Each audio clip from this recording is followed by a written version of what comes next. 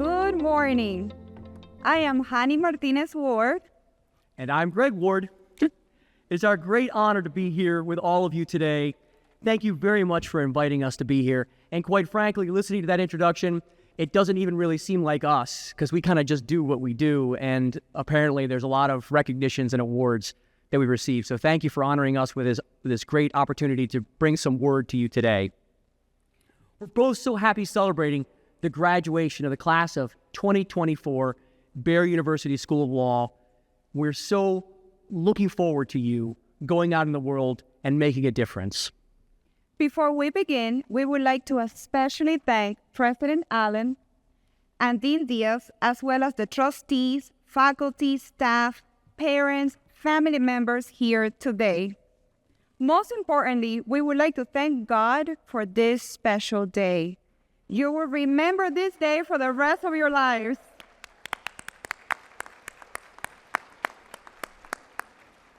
Hopefully you'll remember what a great commencement address this was. And God made it possible, so may He bless all of us today and for the rest of your lives. So families, today is for you, for the back row. Why do we say that? Well, this is the culmination of 3 or 4 years of hard work, sacrifice, pain, suffering, tears, and maybe even a little blood. Let's take a moment and remember our first Thanksgiving when our law students came home and sat at the Thanksgiving table spewing out legal terms you had never heard before in your life. Families, your precious child, your cool brother, your sweet sister became this law-talking robot. And that night you said a prayer, "Please God, bring back my little baby." And what the heck is proximate cause? I want to say on behalf of the graduating class, we're sorry. I did it too. We didn't know what we're doing, and we promise we'll get better. Graduates, no one achieves success alone. We are here today with the support of those who have loved us, believed in us, and showed us empathy and kindness, even at our worst time. To the incredible parents, family members, mentors, and teachers who have supported these students, thank you. Your guidance and encouragement have been invaluable. But families, I'm going to let you in on a little secret. As Dean Diaz had alluded to, the graduates love today's ceremony, but there's one ceremony they may love a little bit more, and that is when they get sworn in to become members of the Florida Bar or other bars around the country. Families and friends, this day we honor you, but graduates, you and I both know that the real ceremony is going to be in 4 or 5 months when you take that oath. So we're looking forward to that, and everyone in the room, just a few more months, please hold on. Today, we want to talk to you about something that can impact the course of your legal careers and your lives. We want to share with you one of the biggest secrets of success, and we hope you take it to heart, because it can save you a lot of pain and struggle as you go forward in your career. You see, each of us is here for a reason. We all have a purpose.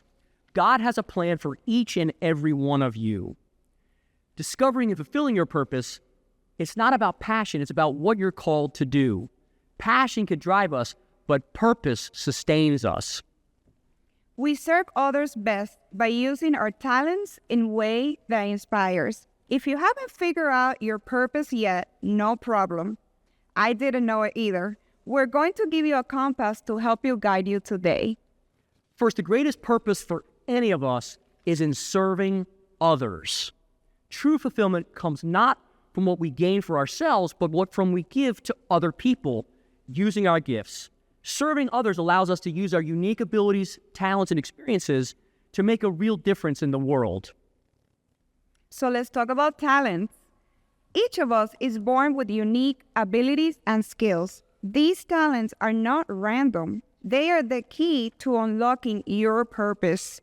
If you don't know your talents yet, think about it. What are you naturally good at? What activities just come easily to you? And what do you get complimented on? Your talents are tools. They're like a toolkit, and they're meant to be used and developed so you can serve others. Your talents are not how good looking you are, just like these beautiful ladies here today. It's not how good your resume is, or even your pedigree, or where you come from. Your talents are things like listening with empathy. When that friend called you and she was having a really hard time. Compassion for people in crisis when they're going through a hard time. Not even intelligence, but wisdom in seeing the best solutions when there seems no other good options. These talents are what probably made you go to law school in the first place. You wanted to help somebody. Next, let's talk about our passions. See, a lot of people who are successful say, follow your passion, but that's not entirely true. Passion isn't your purpose, but it is the fuel that drives you. It makes us feel alive. It gives us energy. Passion is not your purpose, but is a hint to what your purpose is.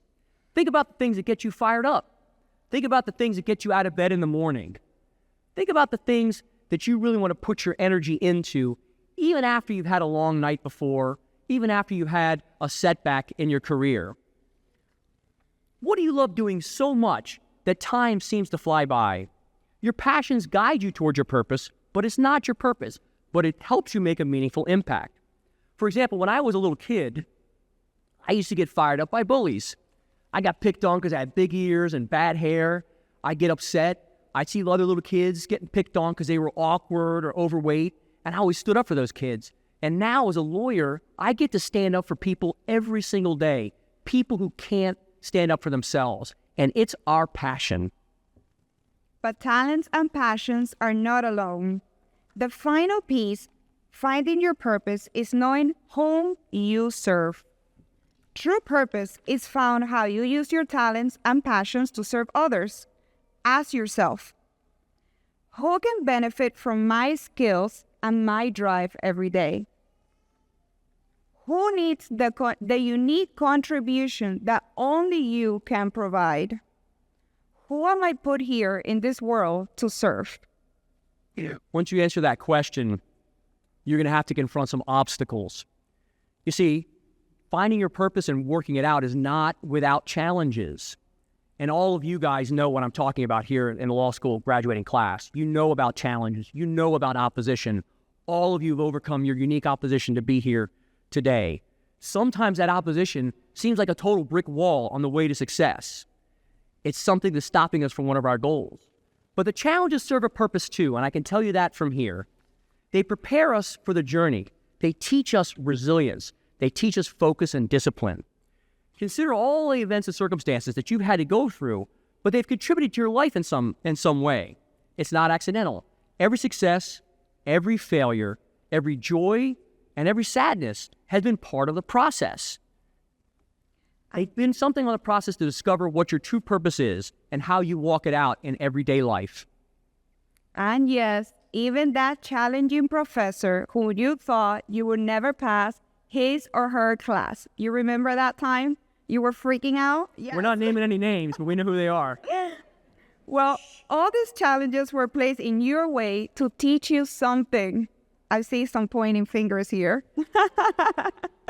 Well, God uses challenges and obstacles to develop our purpose and make us stronger. So thank those professors today because they made you stronger. Let's give them a hand, really.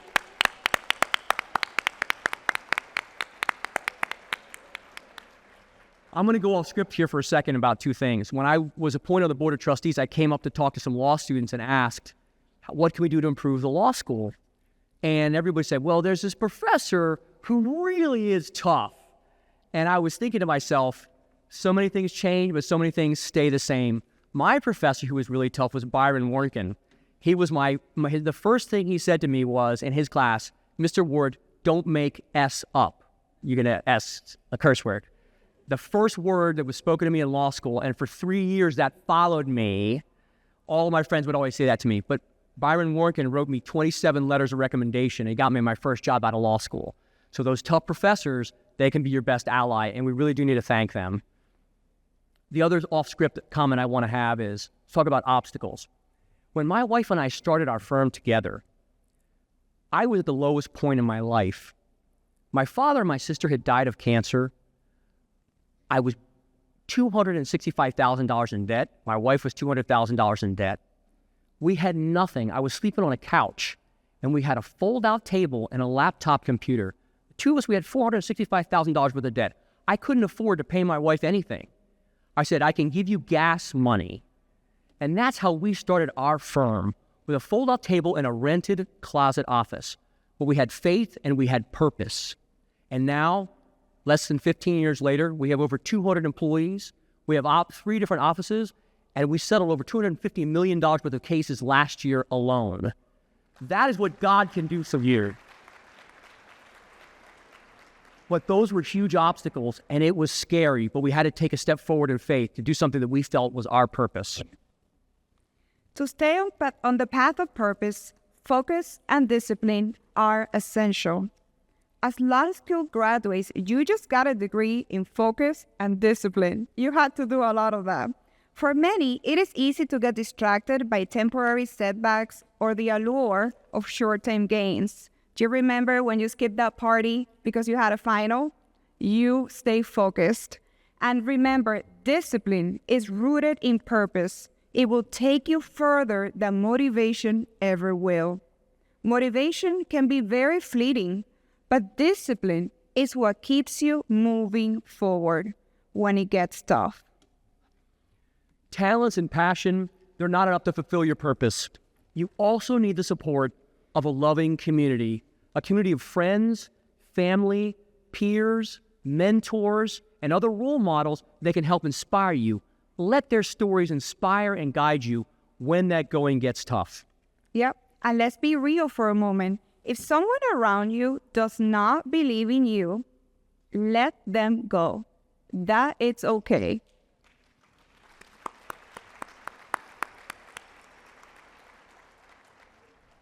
There will be people telling you that you cannot succeed. Like me, when people told me I couldn't be a lawyer because I didn't speak English. Or like me, when people told me to go to a trade school instead of college.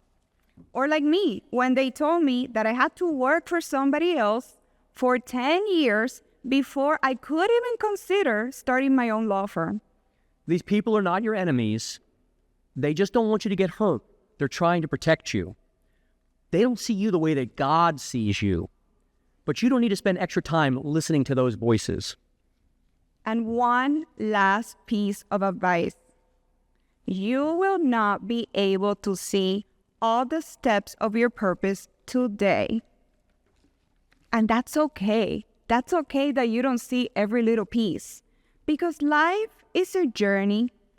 If you saw the destination at the beginning, it would paralyze you. Let me tell you, if you told me when I was 14 years old, crossing the border with a backpack, with my little brother in my hands, in foster home, that I would be here giving this speech, having a law firm of 200 employees, and having this success, work along with my husband, it would paralyze me. I couldn't even think about that. It was too much. You know, as an 8th grader, I grew up in Baltimore.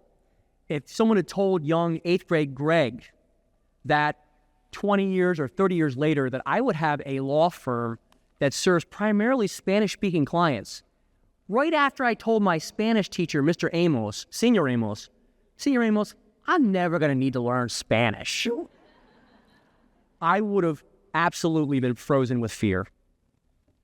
So yes, you don't get to see all the pieces right now, and that's okay. When you feel that fear, when you feel that butterfly in your stomach, just lean into it. It's going to be okay. It's going to work out at the end. The secret to happiness and success lies in finding and pursuing your life's purpose. The journey is not just about self-fulfillment and self-enrichment, but it's about how you can make a positive contribution to the others in your life. So embrace the obstacles as part of your growth, stay disciplined, and always keep the big picture in mind. Your purpose is waiting for you to be discovered and fulfilled. It is through serving others you will find the deepest joy and the greatest success. The last thing I want to say to you today, something actually that came to me this morning. I prayed last night. I said, God, tell me how to end this speech, because I had a pretty boring, generic ending. And God showed me something that was true in our lives, and I want to share it with you today. My wife started as a 14-year-old kid who didn't speak English, and she is where she is today. She had no money. She couldn't even afford a Diet Coke one time in law school because they wouldn't sell it to her. She didn't have an extra penny for the Diet Coke. I was a kid growing up in Baltimore, right on the city line. My mother had mental health issues. My sister had a heroin addiction. I had a lot of trauma as I grew up. And both of us overcame those obstacles. But we did that by focusing on what God's purpose was for our life. We put God at the center of our lives, at the center of our firm. And the best way I can tell you this is seek God first. Ask and you'll receive. Seek and you will find. Ask what your purpose is. Seek your purpose. Seek to help others. And I promise you that everything else will be added unto you. So graduates of the class of 2024, it's my honor to be here with you today. Go out and make a difference in the world. Thank you very much.